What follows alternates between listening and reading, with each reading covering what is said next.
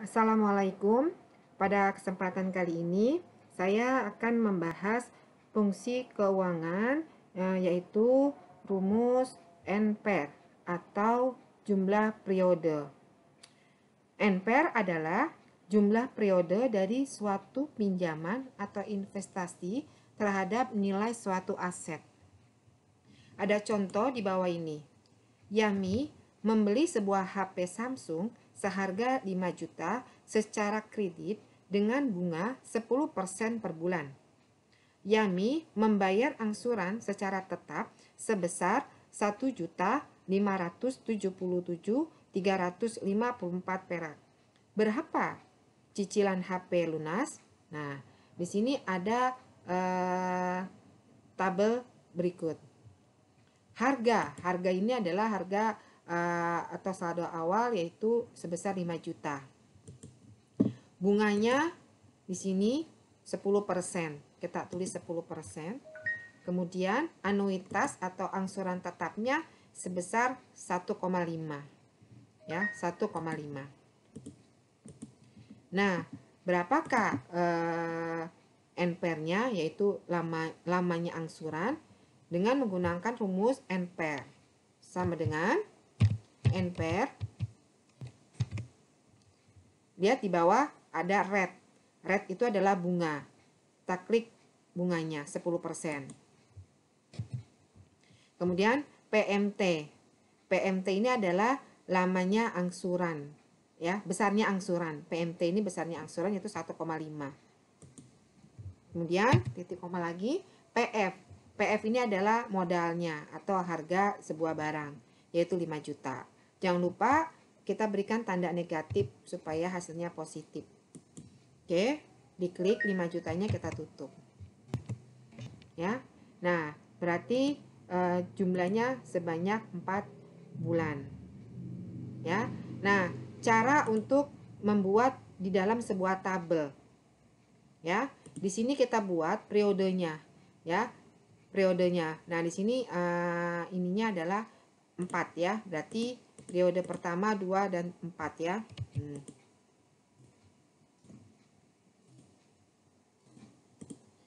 Nah, saldo awal yaitu 5 juta sama dengan 5 juta.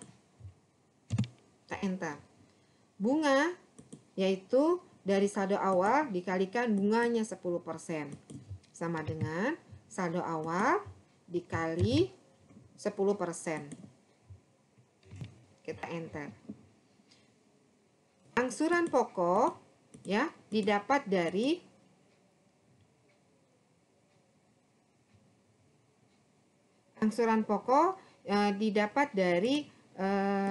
jumlah anuitas dikurangin bunga.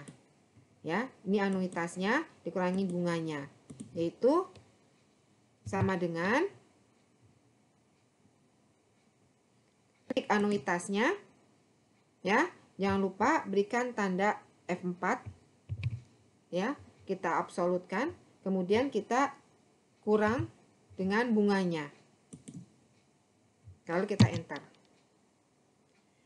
Saldo akhirnya ya dari saldo awal dikurangin angsuran pokok. Sama dengan saldo awal dikurang angsuran pokok. Berikut dengan mencari saldo awal di periode kedua, yaitu dia merupakan saldo akhir di periode pertama. Makanya kita tulis sama dengan saldo awal akhirnya. Kita klik. Oke, kemudian, nah ini kita belum bunganya belum kita absolutkan, yaitu D4-nya belum kita absolutkan.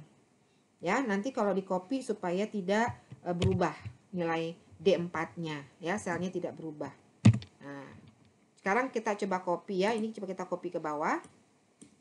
Ya, kemudian untuk mencari yang bawahnya ini kita cukup copy, kita blok, kita copy ke bawah. Oke. Ya, ini hasilnya. Ya. Mudah-mudahan bisa lebih paham membahas tentang rate atau suku bunga. Rate atau suku bunga yaitu untuk menentukan besarnya nilai pinjaman atau investasi yang dihitung secara berkala dalam periode tertentu. Di sini ada contoh, Yami membeli sebuah HP Samsung seharga 5 juta secara kredit dengan jangka waktu 3 tahun. Yami membayar angsuran secara tetap sebesar 2 juta. Berapa besar suku bunganya? Kita lihat tabel simulasi di sebelah sini.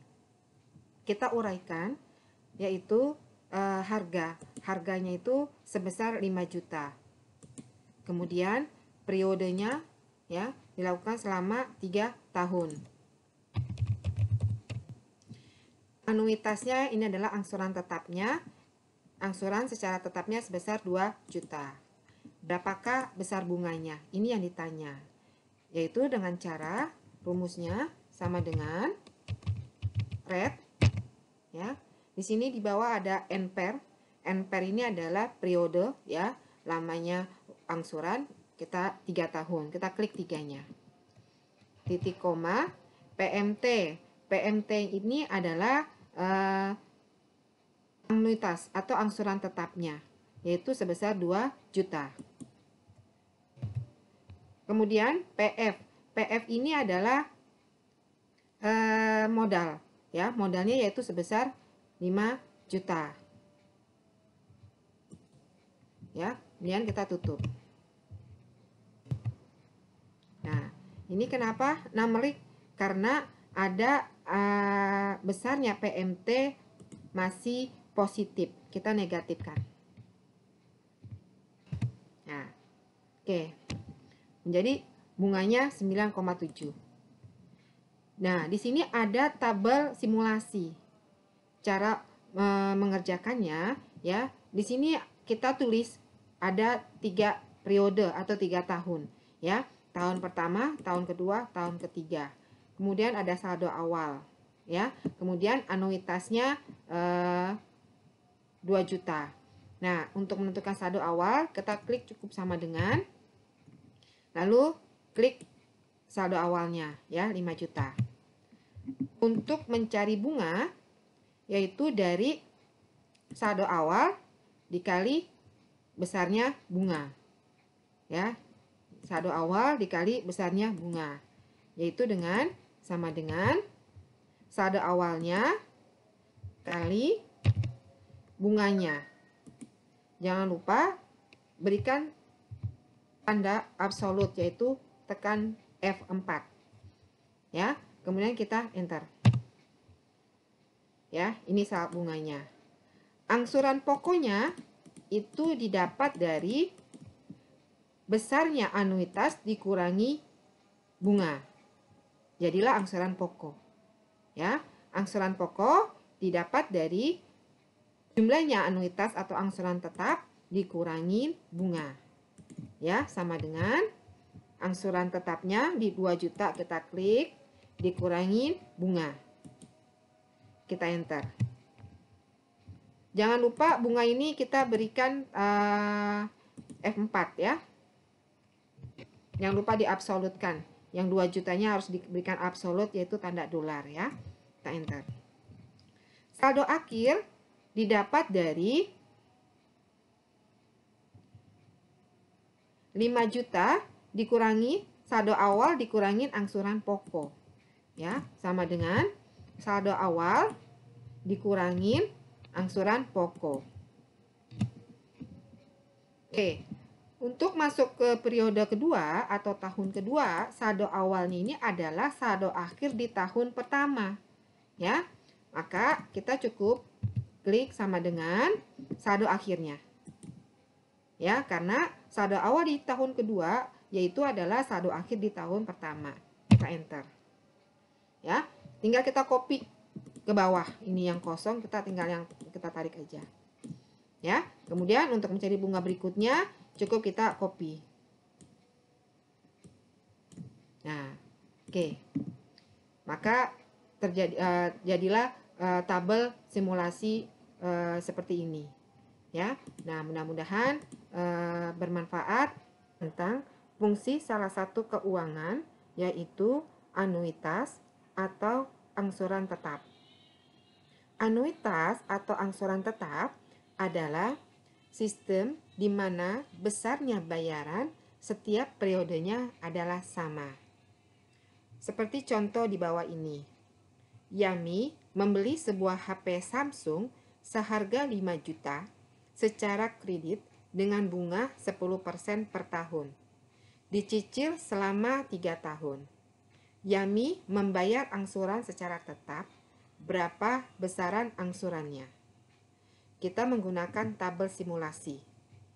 Ya, kita uraikan harga sebuah HP Samsung seharga 5 juta.